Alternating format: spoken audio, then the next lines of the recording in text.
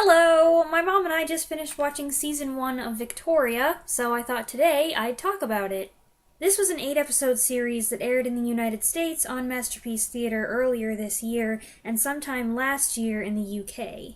The first season covers the first few years of Queen Victoria's reign, from the day she receives news that her uncle the king is dead, making her queen at age 18, to the birth of her and Prince Albert's first child.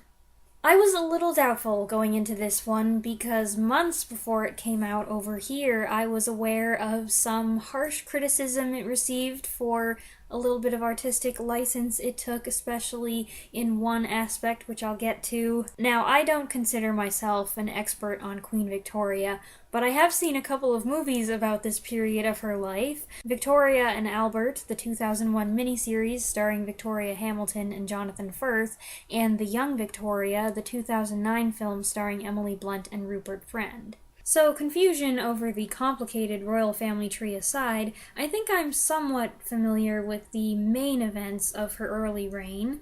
This show covers all of them, and then throws in a little extra. Some of that extra, well, you gotta take it with a grain of salt. I questioned some of the choices they made, but on the whole, I enjoyed the show.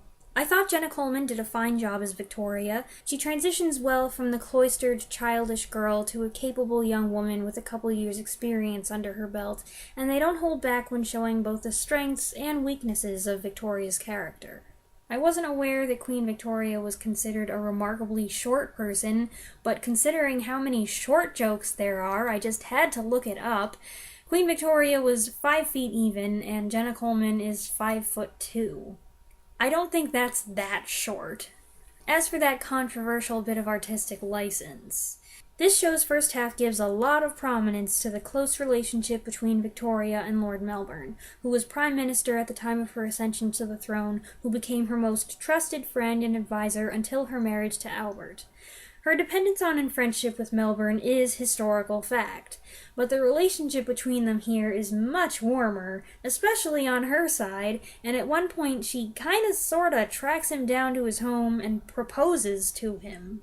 Apparently there's no evidence that this ever happened, which makes it feel kind of like fan fiction, which I know for a fact exists now thanks to this show. After all, it was through accidentally stumbling on some fan videos about Victoria and Lord M's alleged unrequited love affair that I found out about this show in the first place.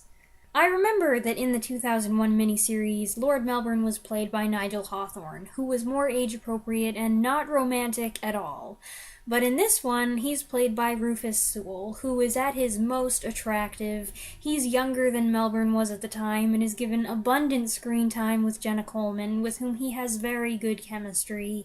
So I end up totally confused, because on the one hand, I protest this outrageous repositioning of Melbourne as a strong romantic contender, and on the other hand, I just want to shrug and say, who cares? It's just a show, and Rufus Sewell is hot.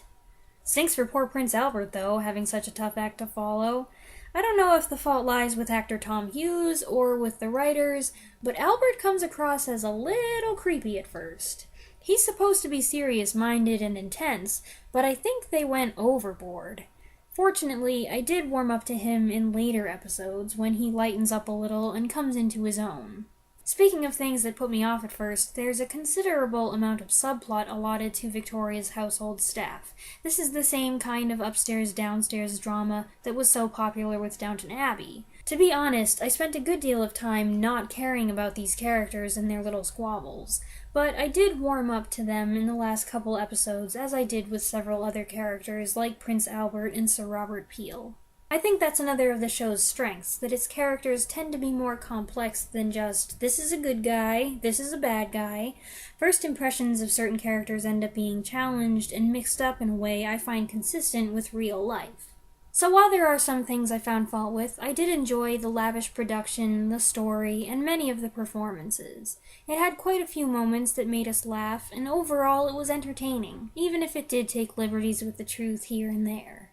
That's what I thought of Victoria Season 1. Talk of Season 2 says it will pick up pretty much where this one left off, which should be interesting because from this point on, I'm a little more fuzzy on the historical details. So if you've seen it, let me know what you think of it, and I'll see you next time. Thanks for watching. Bye!